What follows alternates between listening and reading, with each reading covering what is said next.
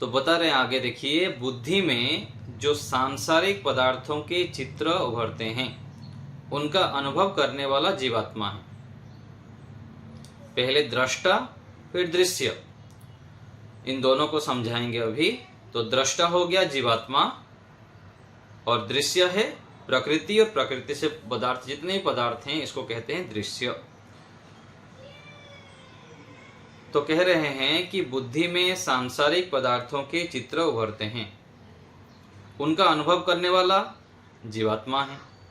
जिन पदार्थों का बुद्धि में चित्र उभरता है उनका अनुभव करने वाला जीवात्मा है, और जिन पदार्थों का बुद्धि में चित्र उभरता है उनको दृश्य कहते हैं। जिन बाह्य पदार्थों का चित्र हमारे बुद्धि में उभरता है, जो हम देखते हैं। प्रकृति को भी दृश्य कहते हैं, जो मूल प्रकृति है उसको भी दृश्य कहेंगे, क्योंकि इसी से बुद्धि, अहंकार आदि समस्त दृश्य जगत उत्पन्न होता है। इस दृश्य से अज्ञान के कारण जीवात्मा का संयोग होता है, और उसी संयोग से दुख की उत्पत्ति होती है। कौन से संयोग से? जो दृश्य है और दृष्टा है, इन दोनों के संयोग से दुख की उत्पत्ति होती है। इसको भी उदाहरण से समझा रहे हैं। उदाहरण क्या है? यह दृश्य अयस्कांत मणि के तुल्य है। अयस्कांत मणि किसे कहते हैं? चुंबक। तो जैसे चुंबक होता है, अयस्कांत मणि समीपता के कारण लोहे को अपनी ओर खींच लेती है। जो चुंबक है, चुंबक के पास कोई लोहा आ जाए तो उसको खींच लेती है। वैसे ही यह दृश्य जीवात्मा का समीपता के कारण उपकार करता है। तो जैसे लोहा को चुंबक खींच लेता है, ऐसे ही प्रकृति जो यहाँ दिखाई दे रहा है, संसार सब कुछ, जीवात्मा को जो चाहिए उसकी सारे मनोकामनाएं और सारी जो आवश्यकताएं हैं वो दृश्य पूरा कर देता है। कैसे? समीपता होने पर। जैसे चुंबक लोहे को तुरंत खींच लेता है, ऐसे ही दृश्य भी जीवात्मा के सारे कामनाओं को पूर्ण करता है, अर्थात भोग और अपवर्ग को सिद्ध कराता है। इसी कारण से जीवात्मा का यह स्व बन जाता है। स्व अर्थात अपना बन जाता है, जो चाहिए वो सिद्ध कराने से। यदि जीवात्मा दृश्य के साथ स्वस्वामी संबंध बना लेता है तो दृश्य इसके बंधन का कारण बन जाता है। तो ज्ञानपूर्वक जो प्रयोग नहीं करते हैं तो सोचते ये तो मेरे लिए है, जो चाहो जितना मर्जी भोगते रहो, कौन बोलने वाला है? कोई बोलने वाला है नहीं। तो मन मर्जी करते हुए व्यक्ति जितना उसको आवश्यक है, जो साधन के रूप में प्रयोग करना था, उसको साध्य मानते हुए जो प्रयोग करने लग जाता है तो वहां पर फिर फंस जाता है, जाल के अंदर गिर जाता है, चक्रव्यूह में फंस जाता है।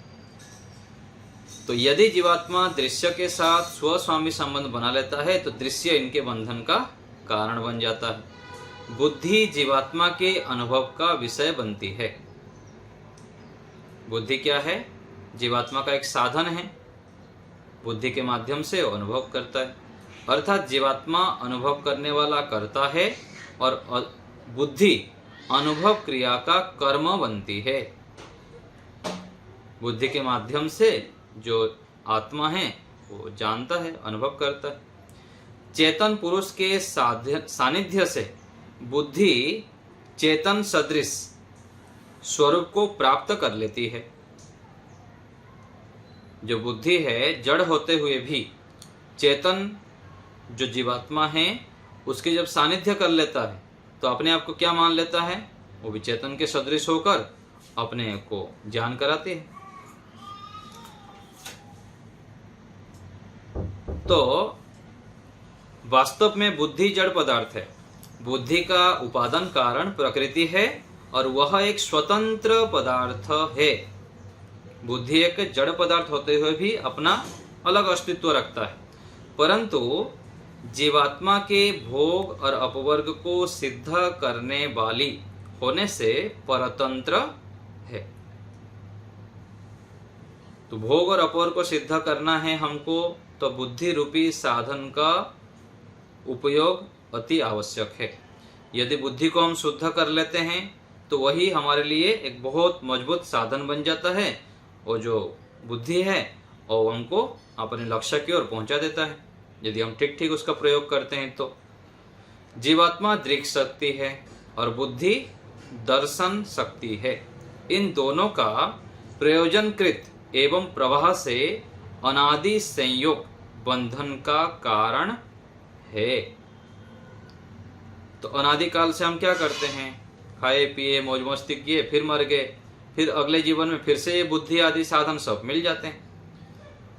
तो जब भी हमारा जन्म होगा तब ये साधन सब मिल जाएंगे हमको, और ये साधन जब मिल जाता है फिर से हम संसार को देखते हैं, खाते हैं, पीते हैं, भोगों को भोगते हैं, और अपने लक्ष्य को यदि जान लिए, ज्ञान पूर्वक प्रयोग किए तो इससे हम लाभ उठा लेते हैं। नहीं तो फिर यही जो बुद्धि मन आदि जो हमारे इंद्रियां हैं, साधन हैं, ये हमको बंधन का कारण बन जाते हैं, इसको यदि हम ठीक से प्रयोग नहीं करते हैं तब। यहाँ पर यह बात ध्यान देने योग्य है कि अज्ञान के कारण आत्मा और दृश्य का संयोग होता है, और यह संयोग ही बंधन का कारण है। तो बंधन का कारण क्या है, दुख का कारण क्या है, इन दोनों का जुड़ना। यदि हमको दुख नहीं चाहिए, बंधन नहीं चाहिए, तो इन दोनों का जुड़ने ही नहीं देना। इसी जीवन में ही इन दोनों को अलग करने के लिए हमको क्लेशों को दग्धवेज करना है और मोक्ष की ओर चले जाना है। जो मोक्ष में चले जाएंगे तो इन दोनों का और जुड़ाव होगा ही नहीं, और हम बंधन में भी नहीं आएंगे और दुख भी हमें नहीं होगा। तो ज्ञान पूर्वक संयोग बंधन का कारण नहीं है। तो हम जब ज्ञान पूर्वक इनका संयोग होता है, अथवा सृष्टि में जब हम अंतिम स्थिति, हम जब क्या कहेंगे, जीवन मुक्त अवस्था में रहते हैं, तो वहां पर संयोग तो होता है, लेकिन ज्ञान की पराकाष्ठा होने से, तत्वज्ञान से युक्त रहने से वहां पर हम कम दुखी होते हैं। दुख तो रहेगा, शरीर है तो, लेकिन इतना समझना चाहिए कि ज्ञान पूर्वक प्रयोग करने से हम अधिक से अधिक दुखों से बच जाते हैं। यदि संबंध मात्र से बंधन का कारण माना जाए तो ईश्वर का भी बंधन होना चाहिए, क्योंकि दृश्य का संबंध ईश्वर से भी है। ये एक प्रश्न है। तो संयोग के हेतु को दूर कर देने से दुख की निवृत्ति हो जाती है। संयोग के जो कारण है, संयोग का कारण क्या है, अज्ञान, क्लेश। तो इसको जब हम नष्ट कर लेते हैं तो दुख नहीं होती। तो ईश्वर में भी तो, ईश्वर से भी तो संयोग है, लेकिन ईश्वर में ज्ञान होने से, अज्ञान ना होने से उनको दुख नहीं होता है, और जीवात्मा के पास अज्ञान होने से फिर दुख मिलता है। क्योंकि कारण अभावात कार्य अभावः, कारण के अभाव हो जाने से कार्य का अभाव हो जाता है। तो ये बार बार वही बता रहे हैं। जो व्यक्ति यह जानता है कि कांटे के द्वारा पैर के तल भाग में आघात होने से दुख होता है, तो वह उस कांटे पर पैर नहीं रखता है। तो जानबूझकर ऐसे कोई व्यक्ति होगा क्या, बुद्धिमान व्यक्ति, जो कांटे के ऊपर जानबूझ के पैर रखे? नहीं रखते हैं बुद्धिमान व्यक्ति। क्यों? क्योंकि उसको पता है कांटे पे पैर रखूंगा तो कांटे चुभ जाएंगे, फिर हमको हानि होगी, रक्त निकलेगा और भी कष्ट भी होता है। यदि रखता है तो पाद त्राण, जूते धारण करके रखता है। इससे उसको कांटे से उत्पन्न होने वाला दुख संतप्त नहीं करता है। तो ऐसे ही हम जब ज्ञान पूर्वक प्रयोग करेंगे बुद्धि का, तो हम दुखों से बच पाएंगे। तो ज्ञान और अज्ञान के आधार पर हमें दुख होता है और सुख होता है। तो यहाँ यह समझना है कि जो भेद्यता, भेदकत्व और उसके परिहार के साधन को जानता है, वह दुख को प्राप्त नहीं होता है। तो कारण और कार्य को जो जान लेता है, भाई इस कारण को यदि मैं पकड़ूंगा तो दुख होगा, भोजन अधिक खाऊंगा तो दुख होगा, संबंध में अधिक यदि हम मोह रखेंगे तो दुखी होंगे, और यदि हमारे साथ उस प्रकार व्यवहार नहीं करेगा तो दुखी होंगे।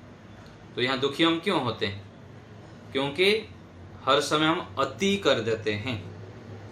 क्या करते हैं? अति।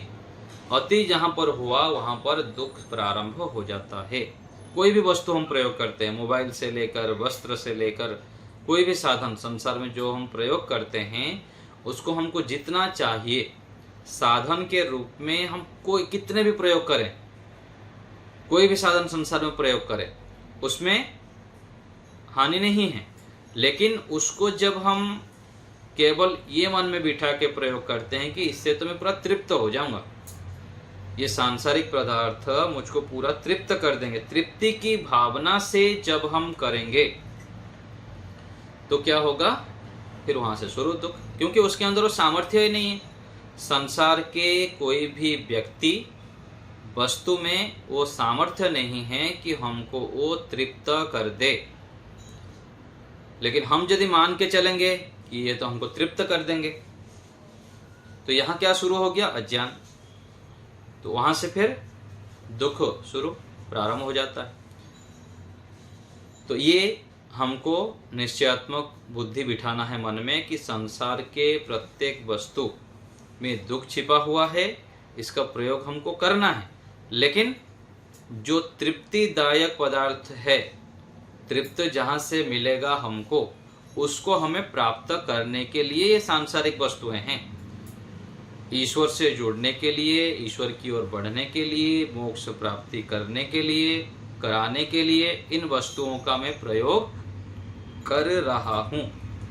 ऐसी मानसिकता से, इस भावना से युक्त होकर यदि हम साधनों का प्रयोग करते हैं तो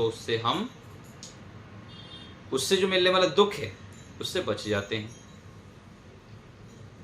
क्योंकि उसको हम यथा योग्य प्रयोग करेंगे जितना चाहिए।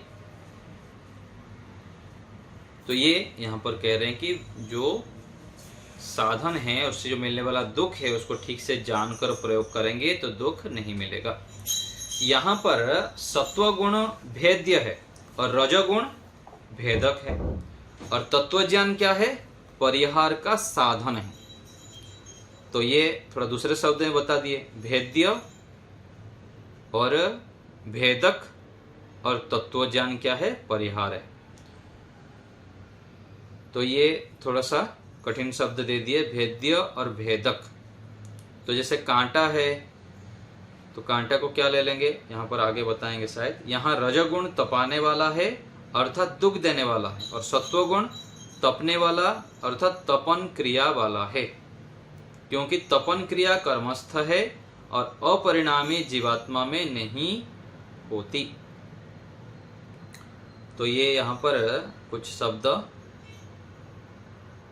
थोड़ा सा समझने के लिए दे दिए कि सत्वगुण को क्या कहते हैं? तपने वाला अर्थात तपन क्रिया वाला है, और तपन क्रिया कर्मस्थ है, अपरिणामी जीवात्मा में नहीं होता। और रजोगुण क्या है? तपाने वाला है अर्थात दुख देने वाला है। तो दुख कौन देता है? रजोगुण देता है। और सत्वगुण क्या है? तपन क्रिया अर्थात इस प्रकार समझ सकते हैं कि सुख देने वाला है। और तपन क्रिया कर्मस्थ है अर्थात जो कर्मशील व्यक्ति होता है, जागरूक होता है, वह क्या है? दुख से बच जाता है और सुख को प्राप्त करता है। और जो रजोगुण व्यक्ति हैं वह ठीक ठीक क्रिया नहीं करता है, अथवा क्रियाओं को ठीक ठीक नहीं करता है, अथवा उलट पुलट करता है, ठीक मात्रा में नहीं करता है, इसलिए उससे दुख मिलता है। और जीवात्मा क्या है? अपरिणामी है। परिणामी अर्थात अपरिवर्तनशील। परिणामी अर्थात परिवर्तनशील, और अपरिणामी अर्थात परिवर्तन ना होना। जैसे सेव है, सेव को जब हम रख लेते हैं कुछ दिन लाके, तो 1 सप्ताह 15 दिन बाद वो सेव क्या होता है? परिवर्तनशील हो जाता है, उसमें परिवर्तन आ जाता है, रजोगुण तमोगुण आ जाते हैं और सड़ जाता है उसमें। लेकिन आत्मा के अंदर ऐसे कोई परिवर्तन नहीं होता है। आत्मा तो जैसा है वैसा ही रहता है। आगे कह रहे हैं कि सत्व गुण के तपने पर बुद्धि के माध्यम से विषयों का अनुभव करने वाला जीवात्मा अज्ञानता के कारण उस तपन क्रिया को अपने अंदर मान लेता है।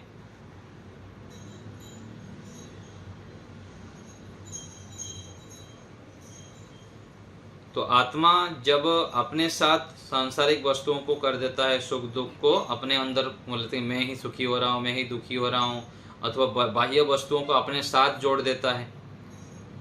अपने वस्तु अलग है और हम अलग हैं। बाह्य क्रियाओं को, वस्तुओं के टूटने पर मेरा वस्तु टूट गया और मेरी हानि हो गई आदि जब अपने साथ जोड़ लेता है तो क्या है, वहां पर दुख शुरू हो जाता है।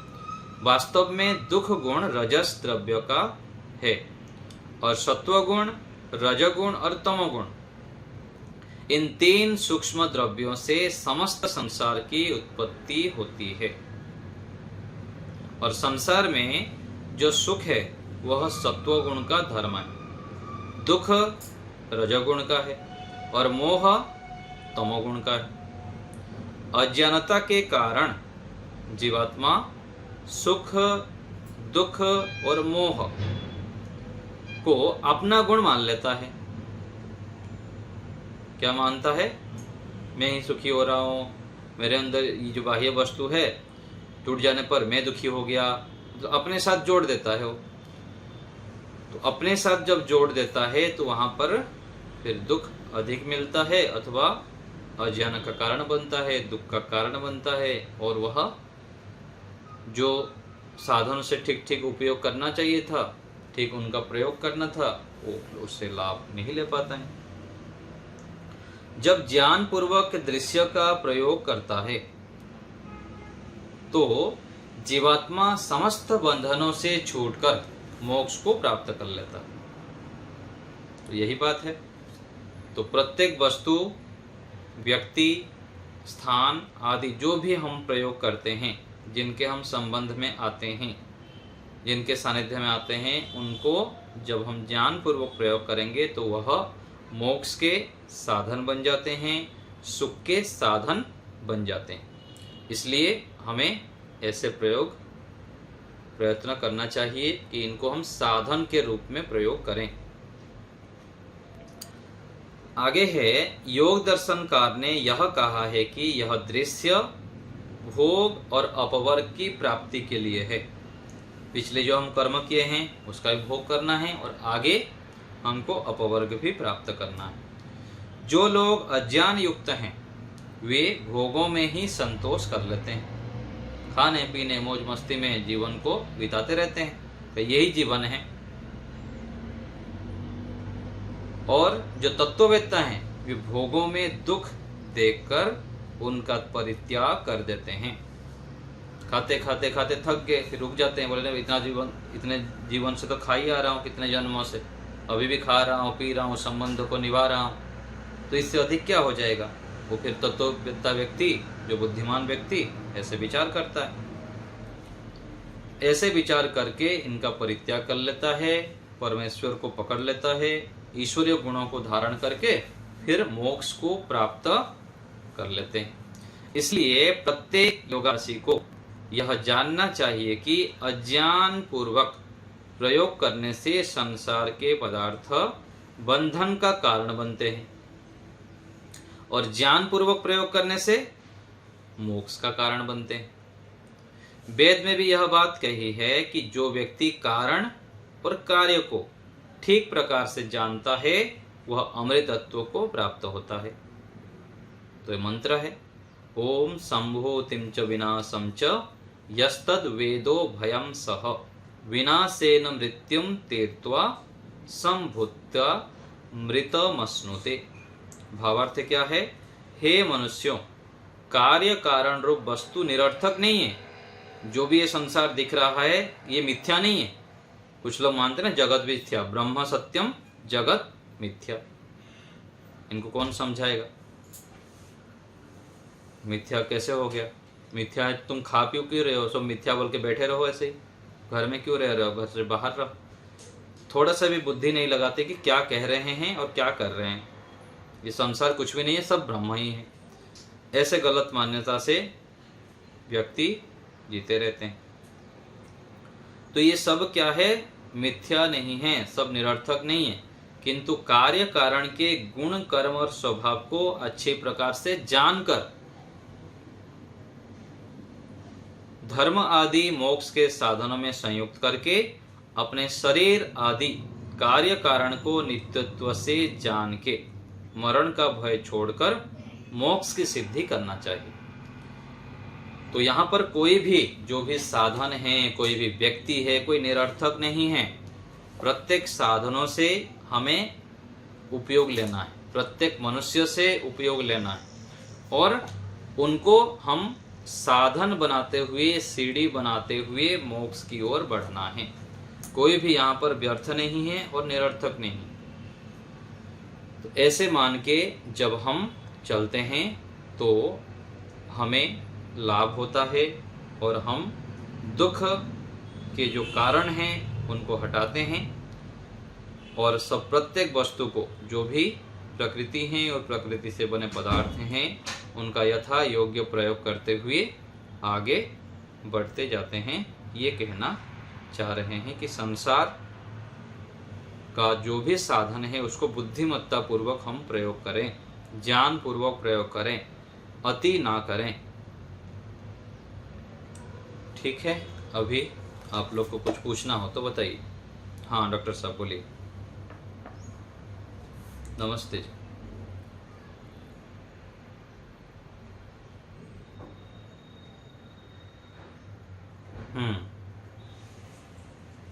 हाँ जी,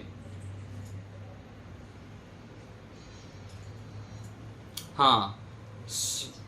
परिहार मतलब सत्वगुण। सत्वगुण क्या करता है? दुखों को हटाने का कारण है। सत्वगुण क्या करता है? जो दुख है ना उसको हटाने में कारण। भेद्य और भेदक। भेदक अर्थात भेद्य, मान लीजिए कि पानी रखा है, अथवा उसको कैसे समझेंगे, उसके अंदर भेद्य जो होता है ना प्रवेश कर लेता है। रजोगुण के अंदर जब सत्वगुण प्रवेश कर लेता है, भेद जाता है उसको, तो उसको क्या है, उस दुख को हटा देता है। ये कहना चाह रहे हैं यहाँ पर। परिहार मतलब हटाना। हाँ, सत्वगुण जो है रजोगुण के अंदर जो प्रवेश कर लेता है तो दुख को हटा देता है, क्योंकि रजोगुण से दुख होता है। तो सत्वगुण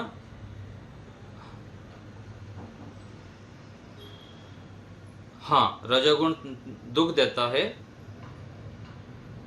तो अपना मतलब दुख देना। रजोगुण जो है हमें दुख देता है। वाला है और सत्वगुण तपने वाला है। हाँ, इसको दूसरे शब्द में, सरल शब्द में समझ लीजिए ना कि रजोगुण से हमको दुख मिलता है और सत्वगुण से सुख मिलता है। इसको सरल शब्द में इतना ही समझ लेंगे इसको। ठीक है। और एक और भी था, भूल गया, कहाँ गया हूँ।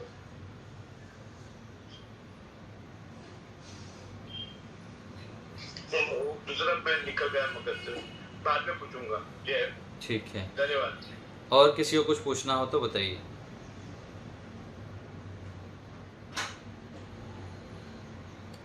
ठीक है, और किसी को कुछ पूछना है? ये तपन क्रिया कर्मस्थ है, इसका क्या मतलब है?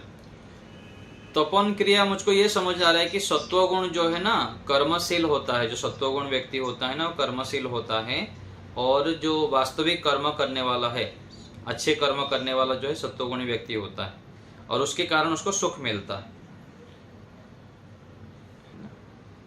ये समझ का मतलब कर्म में स्थित होने वाला। कर्म में स्थित होने वाला।